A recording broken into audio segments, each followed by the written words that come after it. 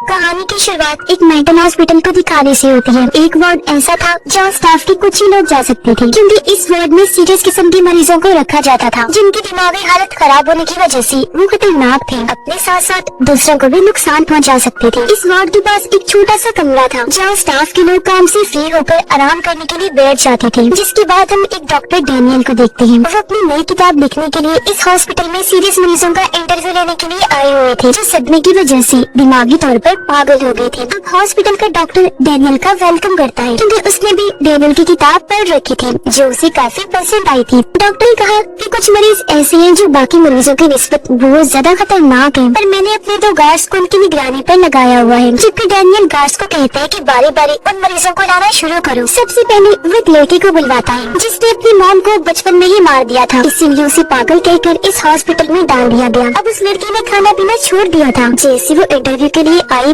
Daniel सब record करने लगता है और लड़की से पूछता है कि वो टाइम बताओ जब तुमने अपनी मॉम का खून किया था। इस पर वो लड़की कुछ भी बताने से मना करती है और कहती है कि मैं मरना चाहती हूँ। ये सुनकर डैनियल लड़की की गर्दन पर चाकू रख के उसे जान से मारने की धमकी देता है, जिससे लड़की काफी डर गई। और ये देखकर डैनियल समझ गया कि वो मरने वाली बात झूठ कह रही थी। फिर डैनियल लड़की को कहता है कि अगर तुम मुझे अपनी कहानी बताओगी तो मैं तुम्हारी मदद करूँगा। इसलिए वो लड़की अपनी कहानी बताने के लिए मान जाती है। कहती है कि सारे लोग मुझे पागल कहते हैं, लेकिन मैं पागल नहीं हूँ और अपनी मॉम से बहुत प्यार किया करती थी, पर मेरी मॉम को एक डेमन शैतान नजर आने लगा था, जिस वजह से वो काफी घबराई रहती थी। आगे वो बताती है कि जब मैं 10 साल की थी तो डर की वजह से अपनी मॉम के कमरे में चली गई, जहाँ मॉम ने देखा कि मेरे कपड़ों पर खून लगा हुआ है। उन्हें लगने लगा जैसे गर्मी को घुस आया है। मॉम को मेरी छोटी बहन की इफेक्ट होने लगी, इसीलिए वो चाकू उठाकर उसके कमरे की तरफ जाने लगती है। उन्होंने देखा कि सामान इधर उधर बिखरा पड़ा है और दीवार पर भी खरोचों के निशान है। पर जब वो मेरी बहन के कमरे में गई तो वो बिल्कुल सही सलामत बेड पर सोई हुई थी, लेकिन तभी अचानक उनके सामने एक खतरनाक डेमन आ जाता है जो मेरी बहन के पास चला गया। मेरी बहन को बचाने के लिए मॉम ने डेमन पर चाकू से वार कर दिया, जिससे डेमन तड़पने लगा। पर ये सच नहीं था, क्योंकि मॉम को हेलुसिनेशंस हो रही थी। इन्हें जो चीज हुई भी नहीं वो उन्हें दिखने लगती है। क्योंकि जब मैं वहाँ पहुँची तो वहाँ कोई डेमन नहीं था। अब जब मेरी मॉम ने मुझे वहाँ देखा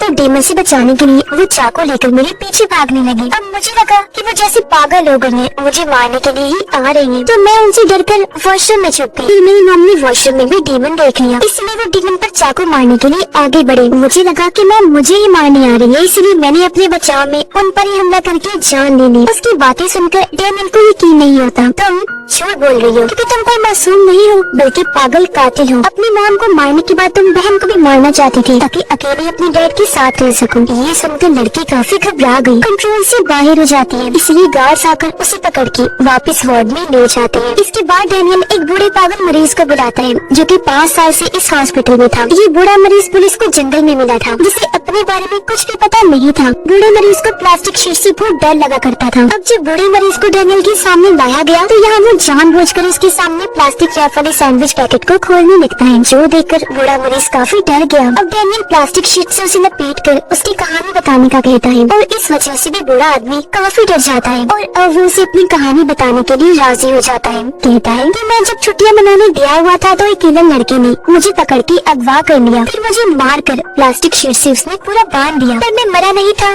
किलर लड़का मुझे घसीट कर दफन करने के लिए ले जाने लगा था। आस-पास हालांकि लोग खड़े हुए थे, मगर किसी ने भी उस पर ध्यान नहीं दिया, क्योंकि उस दिन हैलोवीन की रात थी और सबको यही लग रहा था कि ये बस किलर वाले हुलिये में है। मगर तभी उसके पास एक ग्रुप आया, क्योंकि उन लोगों को उसकी किलर वाली थीम काफी अच्छी लग रही थी। वो किलर वाले कपड़ों में उन्हें काफी पसंद आया। फिर किलर उनसे कहते हैं कि मैं अब इस आदमी को दफन करना चाहता हूँ, जिसमें पूरा ग्रुप उसका साथ देने के लिए तैयार हो गया, क्योंकि वो उसकी एक्टिंग से काफी मुतासिर हो गई थी। पर जब ये सारे लोग जंगल में आए तो किलर ने उस पूरे ग्रुप को ही खत्म कर दिया। फिर बूढ़े आदमी को भी प्लास्टिक शीट में लिपटा हुआ ऐसे ही छोड़ के चला गया, जिस वजह से बूढ़ा मरीज प्लास्टिक शीट से इतना डरता है उससे बुरे बुरे सपने आते हैं। फिर पुलिस बूढ़े आदमी को जंगल से अपने साथ ले आई थी। सब सुनने के बाद डैनियल उसे कहता है कि तुम झूठ बोल रही हो और ये तुम्हारी खुद की ही बनाई हुई कहानी है, क्योंकि तुम इस कहानी के सहारे इस हॉस्पिटल में रहना चाहते हो ताकि तुम फ्री का खाना खाकर आराम से यहाँ जिंदगी गुजार सको। और हाँ, अब तुम्हें ये सजा मिलेगी कि तुम्हें पूरी जिंदगी प्लास्टिक शीट में लपेट कर रखा जाएगा। ये सुनकर बूढ़ा मरीज चिल्लाने लगता है, जो देखकर गार्ड्स वहाँ पर आए और उसे इंजेक्शन लगाकर शांत करते हैं। फिर उसे भी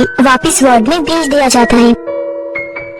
इसके बाद डैनियल अपनी तीसरी मरीज को बुलाता है जो एक आइलैंड से आई थी और पिछले 10 साल से इस हॉस्पिटल में रह रही थी। उसने दरअसल अपने मंगेतर की दोस्त का खून कर दिया था, मगर जब उसके वकील ने ये साबित किया कि उसे दिमागी बीमारी है तो उसे इस मेंटल हॉस्पिटल में डाल दिया गया। और यहाँ वो लड़की कहती है कि मैंने किसी का खून नहीं किया, बल्कि हम लोगों पर ज़ॉम्बीज़ ने हमला कर दिया था और ज़ॉम्बीज़ के बुरे बुरे सपने भी मुझे आते हैं। तो अब यह डैनियल के कहने पर वो भी अपनी कहानी बताने लगती है। कहती है कि मेरा मंगेतर एक ऐसी जगह पर रहा करता था जहाँ आस-पास ज़ॉम्बीज़ रहते थे। मेरा मंगेतर मुझसे बहुत प्यार किया करता था, मुझे याद करता था, मगर एक दिन उसे एक लड़की दिखी जो ज़ॉम्बी से बचकर भाग रही थी। मेरा मंगेतर उस घर के अंदर नहीं आया, मगर उसने अपने घर में भी एक ज़ॉम्बी को बांधा हुआ था, जिसके सामने ही मंगेतर ने कुछ दिन के बाद उस लड़के को फेंक दिया और इस तरह उसकी मौत हो गई थी। ये सुनकर डैनियल कहता है कि झूठ बोल रही हो तुम, दरअसल तुम्हें पता चल गया था कि उस लड़की की तुम्हारे मंगेतर के साथ दोस्ती हो गई है, इसलिए तुमने खुद ही उसे मार दिया, जिसके बाद ये सारी ज़ॉम्बी वाली कहानी बना दी। तुमने अपनी ज़ॉम्बी वाली बात को सच साबित करने के लिए उस लड़की का सर भी काटा था, है ना? ये सुनकर लड़की को बहुत गुस्सा आया और वो डैनियल पर चिल्लाने लगती है। वो उस पर हमला करने ही वाली थी कि तभी गार्ड्स ने उसे पकड़ लिया। लड़की डैनियल को काफी बुरा भला कहती है,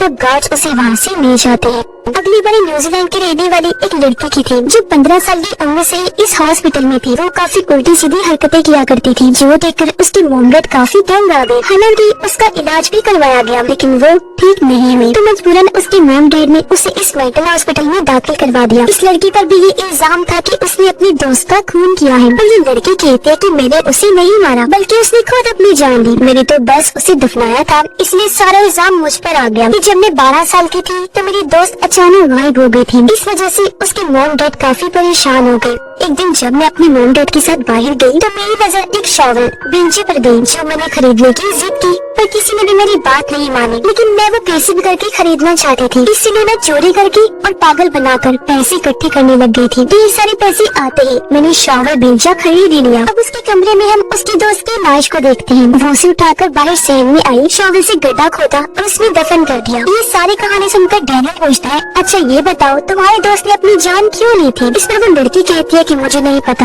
मैं कोई डॉक्टर नहीं हूँ, ये बात डॉक्टर्स को पता होनी चाहिए। इस पर डैनियल कहता है, बहरहाल जो भी है तुम झूठ बोल रही हो, अपनी दोस्त को तुमने ही मारा है। तुम सोचती हो कि ये कहानी बनाकर यहाँ से आजाद हो जाओगी, कभी नहीं। और अगली 5वीं मरीज को बुलवाता है, जिस लड़की ने अपनी मॉम और बहन का खून किया था, और वो पिछले 7 साल से इस हॉस्पिटल में थी, पर आज तक उसने किसी से भी बात नहीं की थी। उसने बस ये बयान दिया था कि मुझे एक बुरी ताकत ने पोजेस्ट करके अपने कब्जे में कर लिया था, जिस वजह से अपना कंट्रोल खोकर मैंने अपनी माँ और बहन को मार डाला। अब यहाँ गार्ड्स को समझ नहीं आती कि आखिर डैनियल इस लड़की जैसी ना बोलने वाली मरीज का इंटरव्यू क्यों ले रहा है। डैनियल उस लड़की को हिप्नोटाइज करने लगा और उससे असली कहानी पूछने लगता है। हिप्नोटाइज होते हैं, असली कहानी बताने लगते हैं। कहती है कि बचपन में जब हमारी डॉग की मौत हुई तो मेरी बड़ी बहन को लग रहा था कि वो डॉग मेरी वजह से मरा है। इस पर लड़की कहती है कि मैंने अपनी बड़ी बहन को बाजू पर बने हुए निशान दिखाकर बताया कि मुझे एक बुरी आत्मा अक्सर नजर आती है जो मुझे काफी परेशान करती है। ये सुनकर उसकी बड़ी बहन इंटरनेट पर भूत आत्माओं रिचुअल जादू के बारे में सर्च करती है, जहाँ उसे पता चला कि ये चीजें होती है, जिसका मतलब था कि वो बच्ची सही कह रही थी। उसकी बहन को भी यकीन हो गया था। उसने देखा कि मेरी छोटी बहन यानी वो मरीज लड़की किसी से बात कर रही है, पर जब उसकी बहन वहाँ आई तो उसकी बहन के अलावा वहाँ पर कोई नहीं होता। पर रात में जब उन दोनों की मॉम घर से बाहर गई तो घर का पूरा सामान अचानक अपने आप ही बिखर जाता है। तब एक सोफे के पीछे वो छोटी लड़की जाकर छुप गई। जब उसकी बड़ी बहन वहाँ आई तो बच्चे उसे बताते हैं कि वो बुरी आत्मा मेरा पीछा कभी नहीं छोड़ेगी। अपनी बहन को इस जंगल से निकालने के लिए उसकी बड़ी बहन इंटरनेट पर कोई मंत्र जादुई अल्फाजों के बारे में सर्च करती है। फिर उस आत्मा को वहाँ से भेजने के लिए रिचुअल करने का फैसला करती है और ये दोनों बहनें दायरा बनाकर उसमें बैठ जाती हैं। उसकी बड़ी बहन 2 डॉल्स को वहाँ रख के रिचुअल करने लगी, पर तभी अचानक वो ना नजर आने वाली आत्मा बच्ची को दायरे से खींचकर बाहर कर देती है। पर उसकी बड़ी बहन अभी भी नहीं रुकी, वो अपना रिचुअल जारी रखती है, जिसके बाद वो आत्मा निकलकर बाहर आ गई जो बहुत डरावनी थी।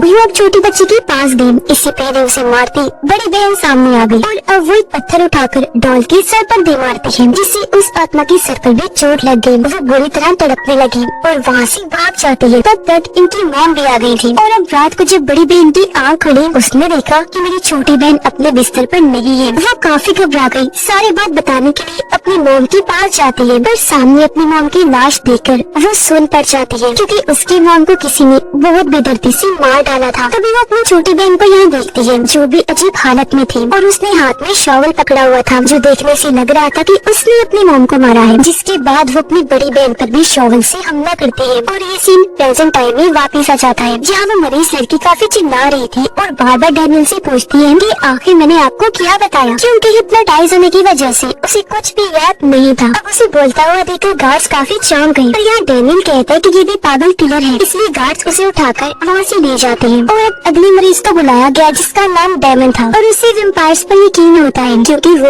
एक वेम्पायर हंटर था, वेम्पायर्स का शिकार करने वाला। उसने अपने साथ एक काफी खतरनाक और बहादुर आदमी को शामिल करके वेम्पायर्स को मरवा दिया और क्योंकि इतने सारे लोगों को उसने मारा था इसलिए उसे पागल कहकर इस मेंटल हॉस्पिटल में कैद कर दिया गया। पर डेमन का कहना था कि मैंने जितने भी लोगों को मारा है वो सभी वेम्पायर्स थे। अब यहाँ के गार्ड्स डेमन से काफी डरा करते थे क्योंकि वो काफी खतरनाक किलर था। डेमन डैनियल को कहता है कि मैं अपनी कहानी बता तो दूं, पर आज तक किसी ने भी मेरी बात पर यकीन नहीं किया। मैंने बहुत सारे वेम्पायर्स को मारा भी है और अभी भी एक वेम्पायर ऐसा है जिसे मैं जानता हूँ। जिसके बाद डैनियल उससे उस खास आदमी के बारे में पूछता है जिसे डेमन ने वेम्पायर्स को मरवाने के लिए चुना था। तो अब यहाँ डेमन अपनी कहानी बताने लगता है। कहता है कि मेरे उस साथी को पुलिस ने गिरफ्तार कर लिया था। पुलिस ने उसका नाम पूछा पर उसने कुछ भी बताने से मना कर दिया, पर पुलिस उसका नाम जॉन रख देता है और उससे उन कत्लों की बात करने लगता है जो सब जॉन ने किए थे। जो सबसे पहले उसने एक लड़की को मारा था। वो जब सो रही थी जॉन ने उसका दिल निकाल लिया था। फिर उसने एक आदमी का शरीर काट कर जिस्म से अलग कर दिया। इसके बाद उसने एक कपल को भी बहुत बुरी मौत दी। दोनों को बाथ टब में लिटाकर उन पर तेजाब डालकर बुरी तरह झुलसा दिया और ऐसी उनकी दर्दनाक मौत हो गई। इसी तरह फिर उसने एक आदमी को भी जलाकर मार दिया। यह ऑफिसर उससे पूछता है कि आखिर तुमने ये सारे खून क्यों किए। इस पर जॉन कहता है कि सबसे पहले वाली लड़की का खून मैंने इसलिए किया क्योंकि उसने अपने 4 दोस्तों को मारा था। दूसरे आदमी को इसलिए क्योंकि उसने 7 लोगों की जान ली थी। कपल को इसलिए क्योंकि उन्होंने कई सारे मासूम बच्चों की जान ली थी। मुझे इसलिए पता चला क्योंकि उनके गार्डन में मैंने हड्डियाँ लिखी थी। जॉन बताता है कि मैंने सबके खून वेम्पायर्स को मारने वाले तरीके से ही किए थे। अचानक अब ऑफिसर को भी कुछ होने लगा। अचानक ऑफिसर अपने खतरनाक वेम्पायर वाले रूप में आ जाता है। इससे पहले वो जॉन को मारता। जॉन एक नुकदार लकड़ी उसके सीने में घुसाकर इस वेम्पायर ऑफिसर की जान ले लेता है। अब प्रेजेंट टाइम में डेनियल को बताता है कि जब जॉन को पुलिस ने पकड़ा तब उसने मेरा भी नाम ले दिया था। यही वजह है कि आज मैं इस हॉस्पिटल में हूँ। और हाँ,